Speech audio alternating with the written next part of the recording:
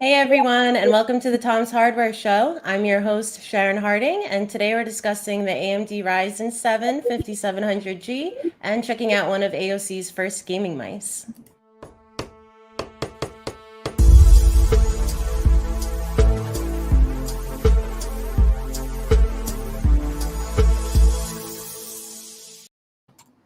So we are live, everybody, and we are taking questions from the audience. So if you have anything you'd like to ask, just drop that question into the chat, and we'll try to discuss it live on air. So here with me today, we have Tom's Hardware Managing Editor, Matt Safford. How are you, Matt? I'm all right. Tired, but all right. Perfect. How we like you. We also have Tom's Hardware's Deputy Managing Editor, Paul Alcorn here. What's going on, Paul? Not much. Busy I bet day. You're also tired. So today, AMD's new Cezanne Zen 3 base APUs hit the market, and this week Paul here tested the Ryzen 7 5700G. That chip has 8 cores, 16 threads, and as Paul's testing found, the fastest integrated graphics ever. Pretty cool stuff, but of course, these chips are coming at a time when PC components are scarce, to say the least, so it's an interesting proposition. Paul, can we start with the integrated graphics? How fast is it? Did your testing find? And how did the chip fare with 1080p gaming? So, I mean, the 5700G is absolutely a big step forward over anything that we've seen from AMD recently at retail. And some of that is because they haven't released a new APU for the desktop in about, I think, 3 years, 2 or 3 years for retail market. Just as our testing shows, it's pretty good. I mean, with 1280, you can play games at 1280 by 720, pretty much most games, I would say, as long as you're not, I mean, even at high fidelity settings, you can play most games at that resolution. When you step up to 1080p, your selection gets a little bit more limited. But if you're willing to compromise on fidelity, you can play a surprising number of games actually on the integrated graphics, far more than you would have expected 5 years ago. For instance, the APU game is completely different now. AMD has made some huge steps forward, but it is still an APU, so it's not going to replace, more mid-range graphics cards. You're looking at somewhere around a GT 1030 level of performance from the Ryzen 7 4700G or 5700G, excuse me. And I mean, that's all really fine and good. It's a great chip. The problem is pricing. It's the first 8-core APU. Before they've been limited to 4 cores. But even though they doubled the core count, but they also increased the pricing. So for what it is a little bit pricey, especially when you consider that the cheaper quad core 5600G gives you about 95% of the performance, but for significantly less money. I mean, you're talking about $100 difference. 5700G is $359. You can get anywhere from 95 to 98% of that performance for $259 from the 5600G. And just as a caveat, yes, it is the fastest integrated graphics that we've ever seen, but a lot of people keep saying, oh, well, the M1 is faster. So I guess we'll say the fastest x86 integrated graphics, but at the same time, I haven't seen any testing with the M1 against the 5700G yet. So I would kind of caution that maybe that isn't as true as it sounds. The M1 has a lot of compatibility problems with games. And if you're just going to compare the 1 or 2 games that it can actually play to the Ryzen, I'm not sure that it would even win. So just figured I'd get that out there. So when you say it could handle like a limited number of titles at 1080p, are those like the less intensive esports titles, or what are some examples? Well, some of the examples that we ran on it were like Far Cry 5. It actually does at least decent on Far Cry 5. You're pulling just at stock settings 33.2 FPS. Now, what people perceive as playable on integrated graphics is going to drastically vary by the person. So I have to be careful about saying what is playable for you versus what's playable for me. I think that 33 is fine. That's with the settings on normal. You can go to low You can go down further on your fidelity settings on Far Cry 5 and get better performance. Then you look at Grand Theft Auto 5. Grand Theft Auto 5 is, it's immortal, as we say in the review. It's the forever game. It's always still at the top of the Steam's most played games list. Hasn't been, it's old, but everybody plays it. And with Grand Theft Auto, with lowest settings, you're getting 99. Well, at stock, you're getting 86 frames per second. That's more than playable. And there's plenty of room to play around and up your fidelity settings. So for a lot of people, that is an extremely popular game. This will more than get you around on GTA 5. Then we have Shadow of the Tomb Raider. We also ran that. Shadow of the Tomb Raider, you're at about 37.6. Now, all of this is at stock. When you do a little bit of overclocking, you can get up to 43 was what we recorded. You could go higher on overclocking, but I try to keep it limited, especially with APUs. Which I'll explain in a second. And then Strange Brigade, that's kind of an esportsy kind of thing, I guess. Maybe not, but in terms of image quality, it's very reminiscent of that. So some of those games are not the games that you would typically associate with the esports class. It's not like we were testing Dota 2. You can play some real games with 5700G for sure, and even its much lower price sibling. So we're talking about, kind of low-end gaming, but it's also amid a time where it's really hard to find graphics cards at anything besides really blown up scalper pricing. I'm curious what you think, Matt, about, how this chip will fare, considering all of that, considering its decent or good, very good integrated graphics performance, although not on par as, obviously the cards you can't find right now. But I'm curious what you think, Matt, about how this will fit in today's, market with all of this going on. It seems like, as far as we could tell this morning, it was already sold out, right? So, I think it'll do as well as they'll sell as many as they can produce. As Paul talked about in the review, if you don't have a dedicated graphics card and you don't want to spend hundreds and hundreds more than MSRP for one, and you're looking for something that'll, get you over, then either one of these, is the best option. And, you're paying extra. You could pay extra for that now, or wait. It's good to have an option. Like, obviously, people are taking advantage of that option and they're selling out. So it'll do well. It is doing as well as it can at the moment. Yeah, I'm taking a look now. I am seeing it at Newegg for $359, but I'm sure if I look again in 10 minutes, it might be a very different story. If you're going to use it, if you plan on using it, it depends upon how you want to use it. So if you want to use it, you say, hey, I just need something that's going to do some basic 1080p gaming, just basic 1080p gaming. I never plan on doing much more than that. It's a wonderful solution. If your plan is to play with it on these graphics for now and then keep the chip and later add a discrete graphics card, it gets a little bit more complicated there. And a lot of that is because of the pricing. AMD is charging a lot more for these APUs than we expected. So the problem is that when you get into that type of a situation, you're looking at some of the Intel and even AMD's own chips being maybe arguably a better value for that type of a use case. Now, but they're still solid. The only problem that I have with it is AMD's positioning. So AMD says that these are the non-X equivalents, and I disagree. Because basically, when you have, for instance, with the Ryzen 3000 processors, you had the 3600X and then the 3600. The one with the 3600 without the X, the non-X chip, if you did just some basic tuning, like literally click one button in your BIOS, that chip was just as fast as the 3600X at stock settings, which made it a wonderful value. The Ryzen 5 3600 is probably going to go down as one of the best chips ever made, considering the value and how popular that it's been for desktop PCs. It's got a great reputation.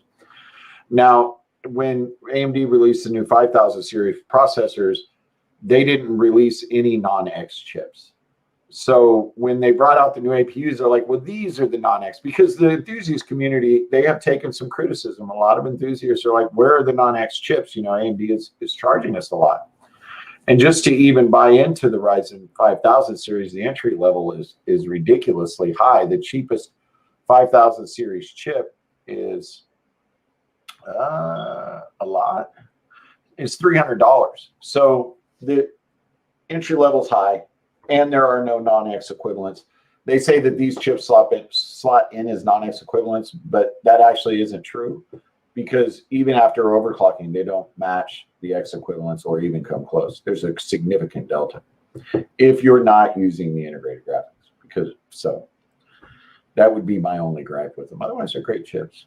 And you lose PCIe 4, right? So you do lose PCIe 4, and you know how relevant that is today is it's not very relevant. A lot of people would say, because gaming doesn't take use of it, but there is more to life than gaming, and you know, file transfers, things of that nature that you do every single day that you don't think much about, like decompressing a file or compressing a file or processing a file in Photoshop, encoding, video encoding, all of these daily little tasks that we don't really think about much. PCIe 4 makes a huge difference in those. You have twice the theoretical bandwidth, which means the CPU can chew that information much faster.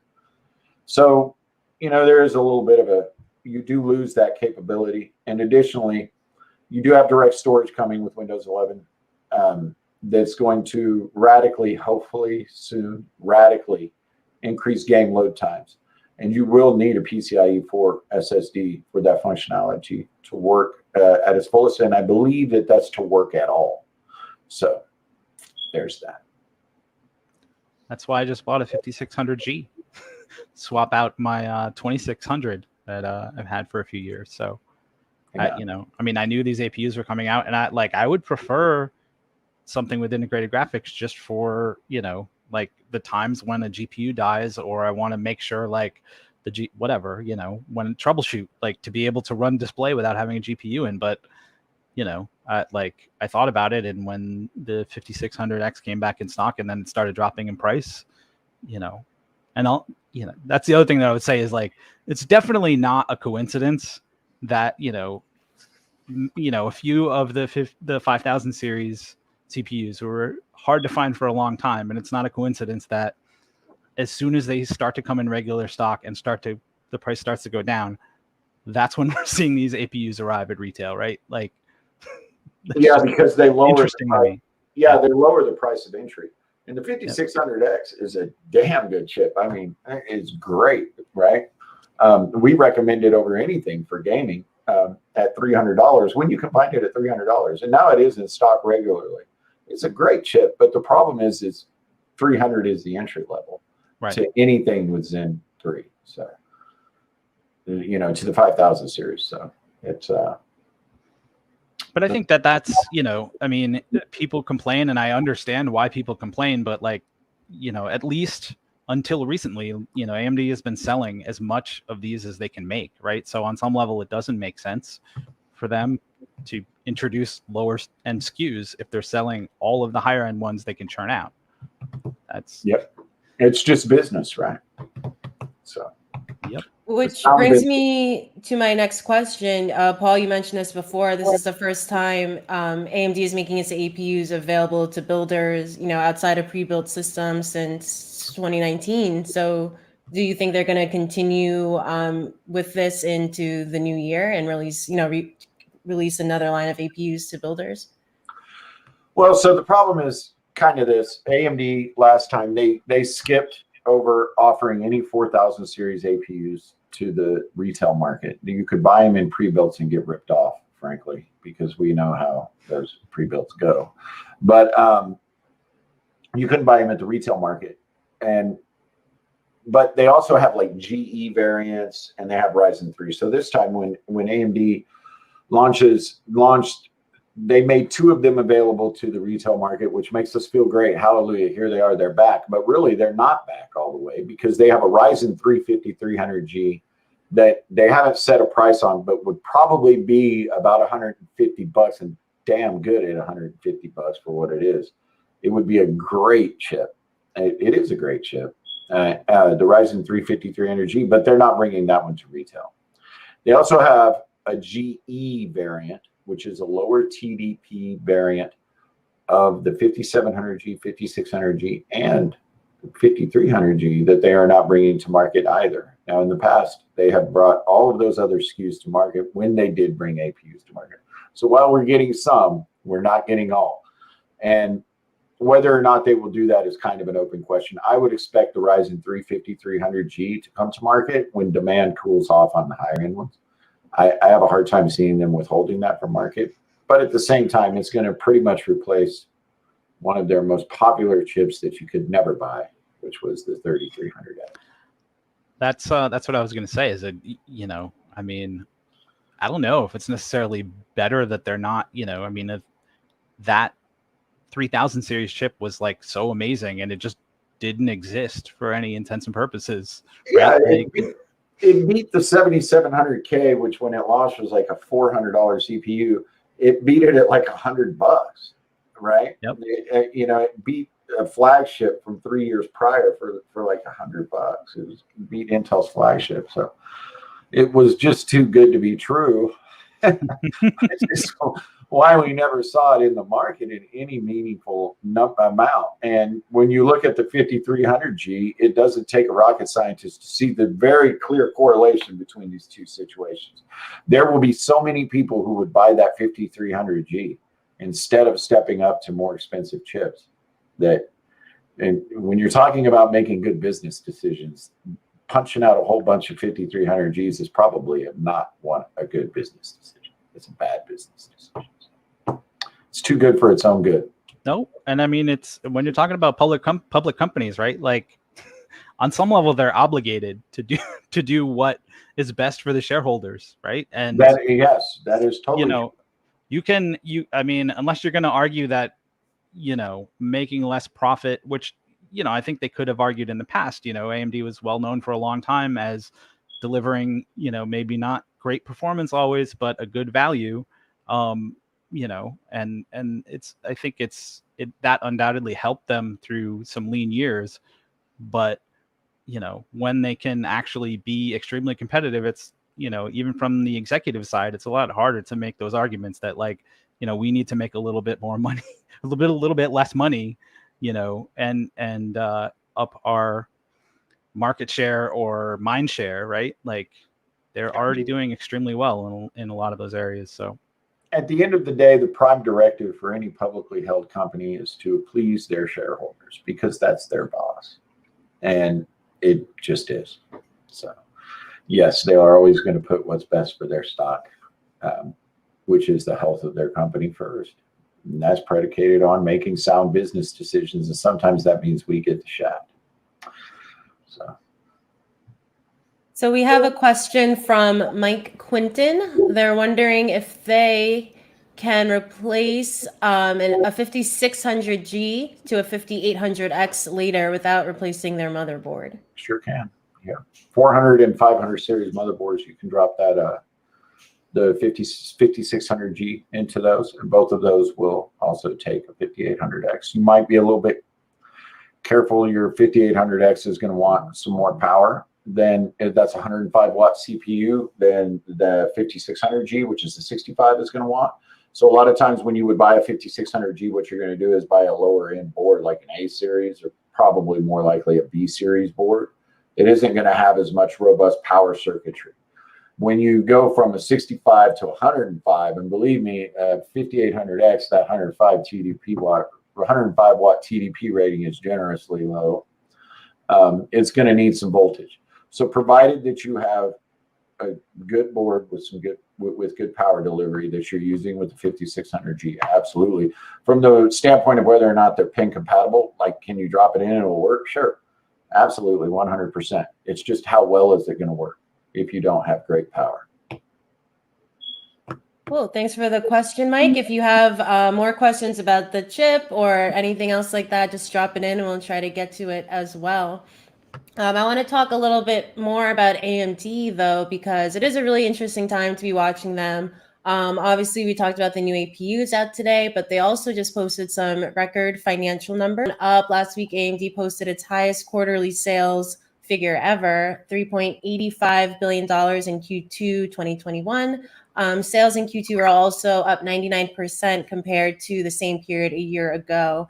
On top of that, they're announcing that there will be a Ryzen 5000 refresh this year, and they're talking about next gen Zen 4 CPUs and RDNA 3 GPUs in 2022. And that's, of course, exciting to hear with all the chip shortages we're facing. So I'll start with you, Matt.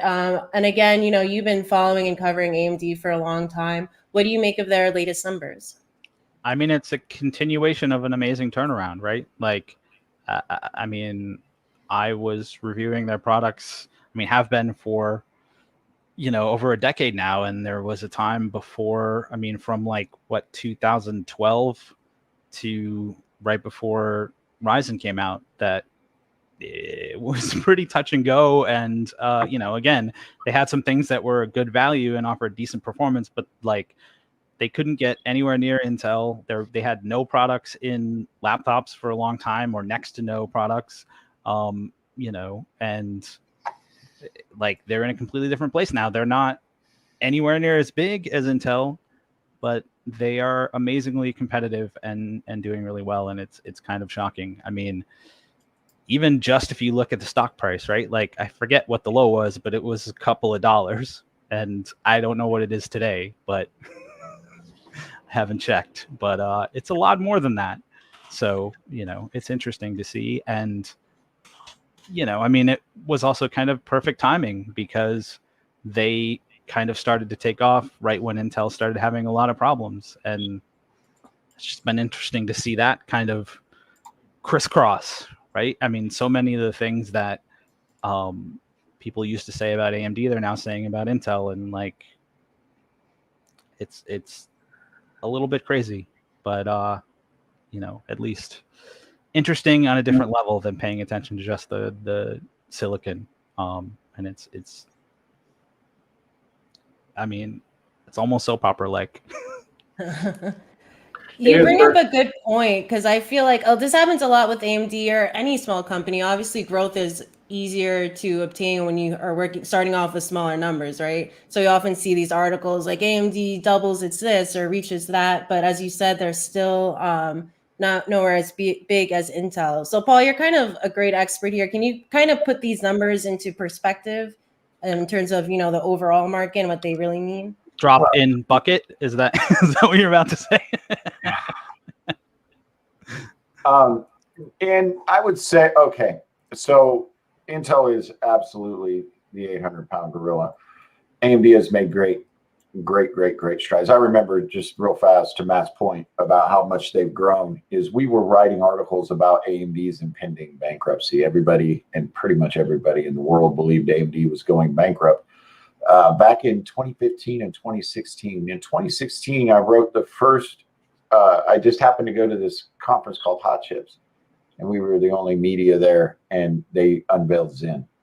And it was their first public unveiling or words about Zen. And I wrote an article, Everything's Zen, in 2016. Back then, at that day, it wasn't, but that very week, everybody was talking about AMD going bankrupt. And now their performance is just absolutely unbelievable. Now, what they've done is nothing short of remarkable. There's no doubt about it. But Intel is still the 800-pound gorilla in market share. When you look at the real market share numbers, you'll see a lot of people quote Steam surveys, Passmark, and all of that. It's not very indicative of the real world. In the real world, AMD has made great strides, but let's see where Intel was at. I can give you the hard numbers. I actually received an update on this today, so I can check my email and read it off to you. But basically, in desktop PCs, AMD controls 19% of the market. Notebooks, 19% of the market. And just overall, if you count everything, they're 21.7%.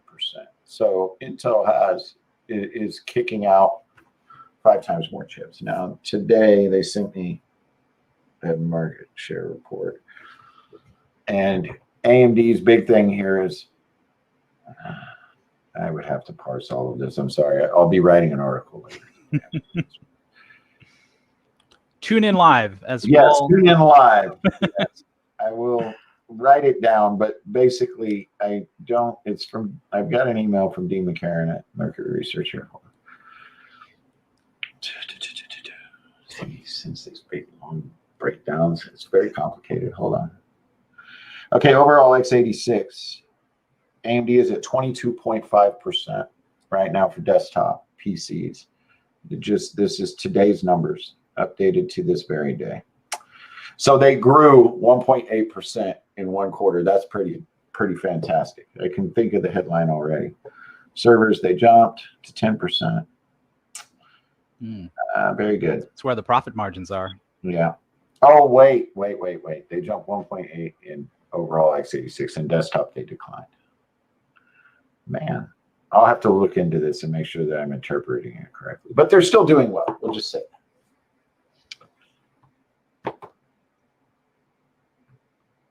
I accidentally muted myself. I didn't know I could do that. Anyway, there's an interesting chat going on right now. John Paul Bacon suggests AMD is up for sale. He wrote, "Any thoughts about AMD being up for sale? Have we heard anything like that?" No, I haven't heard anything like that. Yeah, we haven't heard anything about that. I'm sure Paul will be all over it if something like that were to happen. I haven't even heard rumors. AMD is doing far too well to be purchased. Right now, they're buying Xilinx, which is a massive acquisition of their own. So I don't believe there's anything that would make a lot of sense. Who would buy it? And I don't think the government would allow them to be bought by a non-American company right now. And yep. I can't think of who that American company might be, right? Yeah. The problem is antitrust laws. It'd be like somebody trying to buy Intel. You would have to be so far removed from making any type of semiconductors that in order to not trigger an antitrust, that it would be an industry that has nothing to do with PCs. So why would you buy them in the first place? I just don't think, I don't foresee anybody buying AMD. You should be looking at AMD buying other folks right now. That's a more realistic thing. So in terms of the numbers AMD just shared, they did mention that their average selling price for GPUs is up year over year as well as quarter over quarter, but they didn't share how many units they've actually sold. Curious about what you guys think, what role you think GPUs are playing right now in AMD's success. I would just think from a casual observation, I don't track their market share in GPUs, but from a casual observation, not much. Just knowing what I know, AMD has focused entirely on CPUs. They have poured the company into it, all of their resources. And as we know, that is with great results. They've just set 5 records in a row, 5 days in a row. They've set share price records. It's kind of where we're even talking about it. So it has worked great. But on the GPU side, the RX 6000 series has not done as well for them. And there are probably a number of reasons for that. But somebody reverse engineered the Steam survey this week and found out that just NVIDIA's RTX 3090, there are more people playing with the 3090 on Steam than there are all of the RX 6000 cards combined. Now, that's a pretty astounding statistic because the 3090 is going to be the lowest volume card that NVIDIA sells. They're going to sell the least of those because they're so expensive. So some of that is probably because AMD, again, making smart business decisions, has decided to prioritize CPU output as well. So they're just basically not making as many GPUs, even though there's demand, because they make more money from the CPUs. You could see that change shortly as they have more availability. As their CPUs come more into stock, they may divert some of those resources back to GPU. I mean, I still think they're a little bit, I mean, aside from actual sales, they are kind of having their cake and eating it too, though, right? Like they're putting as much resources as they can into the CPUs, which are almost certainly, higher margins with their limited fabrication, but they also are more competitive in terms of the products that they have than they have been in a long time on the GPU side. So like, they can say they're competitive, and they are putting out product. They're not, actually able to produce close to the amount that NVIDIA has, but the stuff they have is viable, and it, continues to, at least keep them in the market and keep them in the mind share. And, so as you said, if and when, they have a little bit more fabrication capacity, they're still in a pretty good place. Yeah, I would expect AMD to begin to pour some of the windfall from the CPU side back into GPUs. I think as you start to see RDNA 3 come out, you'll see them in a much more competitive position. And then at that point, when those become essentially higher profit margin parts, you might also see some increased supply as well. So yeah, we have some comments saying, one from Rurutu saying AMD's main focus should be server and laptops right now. So well, he makes, or she, or whoever Rurutu is, makes a perfectly wonderful point. Servers is where the money is at. And in a lot of respects, when they're building chips for client, it's just to build the scale so that they can do the server business where the margin is, because it drives down prices for everything. But server is where all of the money is at, and they're making great headways there, and they are focused on server. And that's when you're looking at their stock price, that's what the the stockholders are looking at, and the analysts, is almost entirely their presence in the server market, because the server market makes money, big money, way, way, way, way more money than client, which is consumer, the stuff we buy. Then when you look at laptops, the reason why that makes a whole lot of sense is because when you sell to the retail for desktops, or even all of the desktop PCs combined, both retail and pre-built, they're only 1/3 of the market. 2/3 of that whole market is laptops. Laptops sell far more chips than desktop PCs. So both of those are exactly correct. And because the volume is so much higher, laptops are important for mind share, right? And they kind of have to build back from, their lean times in terms of the general market. If you're not an enthusiast, you're not following tech, but you may have heard of AMD in the past, and then for a while they were in a few laptops, and the performance and battery life were terrible, right? So, I mean, if they want to become more of a bigger company and more of a household name, I mean, you're going to do that largely through laptops, because that's the bulk of what consumers are buying. Yep. I mean, unfortunately for the enthusiasts on the desktop PC space, when you compare laptops to desktop PCs, laptops are 2/3 of the market. But then when you look just at desktop PCs, the retail chips that we use, the DIY segment, the pre-builts are 2/3 of the market. So you're narrowing it down to another 1/3. So when you look at the whole big picture, the least important segment to AMD from a financial perspective is actually desktop. Retail, do-it-yourself desktop PCs. The business that we're in is, it's I mean, not entirely, but for enthusiasts who are building PCs of their own, that's actually the least profitable. Yeah, I think there is a little bit of I don't know what the term for it is, not exactly trickle down, but there are a lot of enthusiasts and a lot of system builders who are also IT people, and or just like the tech geek in the family, right? And I think it definitely benefits them to have products that are interesting to those people, to people like us, because we are the ones who are going to either be, telling our relatives to buy an AMD laptop, or possibly buying 200 laptops for a large company, right? I think it helps them in that way, even if the market is significantly smaller. Well, thank you for everyone's questions and feedback so far. Keep them coming. We'll still try to answer them live on air. In the meantime, I always love to give you all a sneak peek of what we're testing at Tom's Hardware. So I think it's time we check out what's in the lab. Cool. It's So a scary font, almost like Halloween-like. I think Andrew calls it like Shakespeare, like evil Shakespeare or something, something like that. All right. So what I have for you all this week is one of AOC's first gaming mice ever.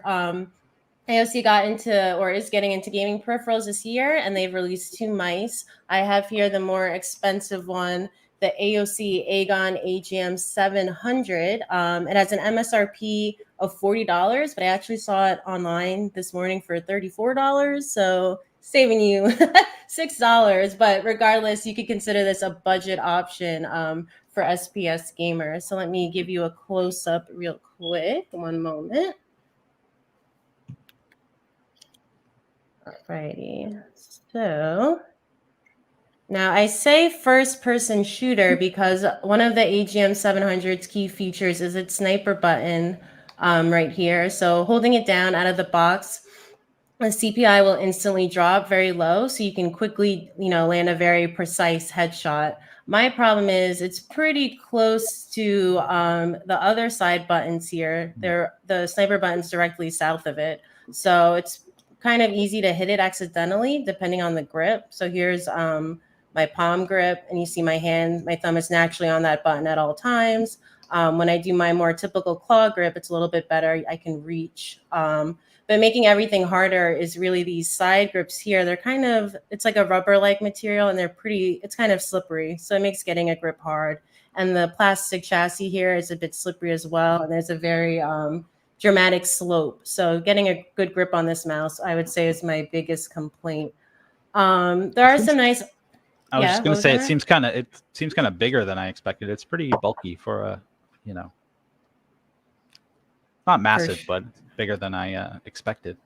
Yeah, it's definitely a heftier mouse. A lot of FPS mice are super lightweight, that really light plastic, and they kind of feel cheaper, even if they're not.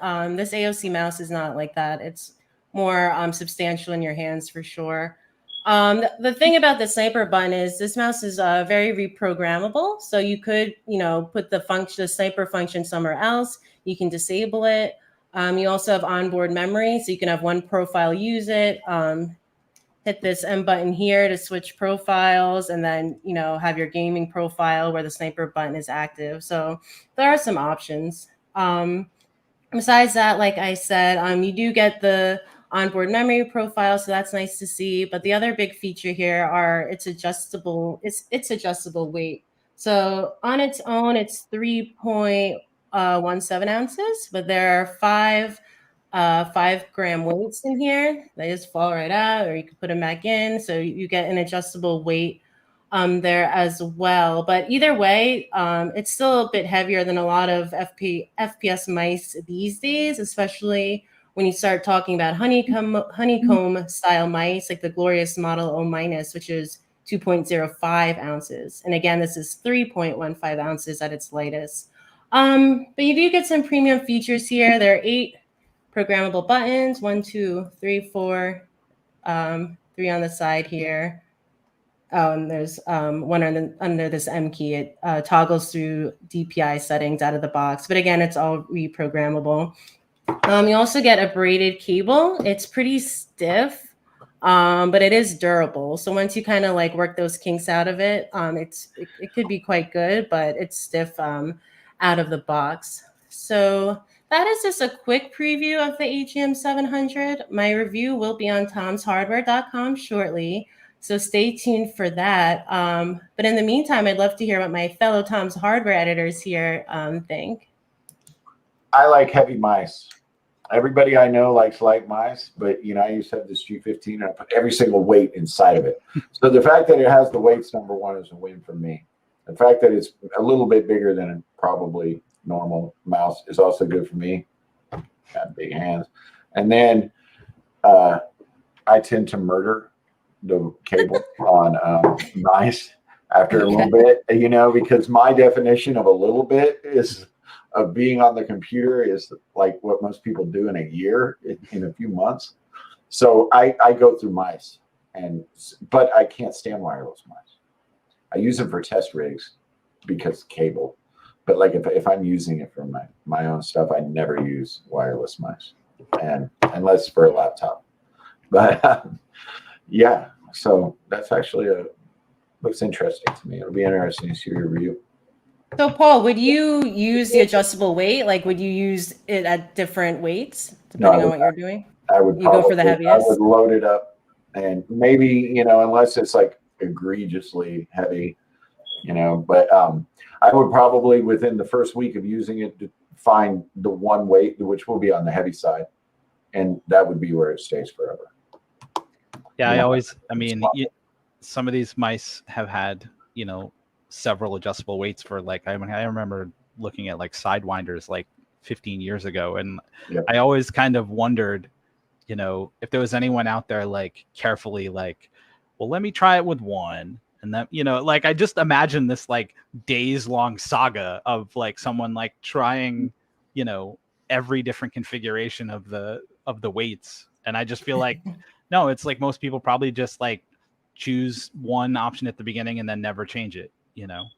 But yeah, I mean, I would do something a little scientific. I would try it with the heaviest, and if that wasn't enough, I'd take one out and one out. But I mean, I would probably just stick with the heaviest, to be honest. Yeah, I thought I would be the same way, but when you take them all out, it is a noticeable difference. So I like to use all the weights. Yeah, I noticed it. Like I would notice it even if I didn't know, you know, that I had taken out the weights. It is noticeable. So I liked using it at its heaviest for work, and then when I was gaming, I would switch to the lighter one. But it's still not like ultra lightweight like a lot of those other rivals.